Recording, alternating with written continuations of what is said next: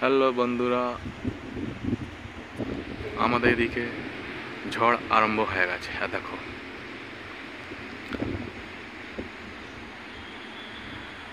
কালকে ওটা কথা ছিল কিন্তু আজকে চালু হয়ে গেছে।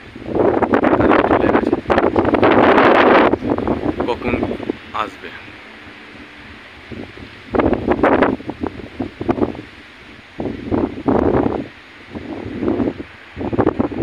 কার কার দিকে এরকম মেঘ চমকাচ্ছে প্লিজ কমেন্ট করুন।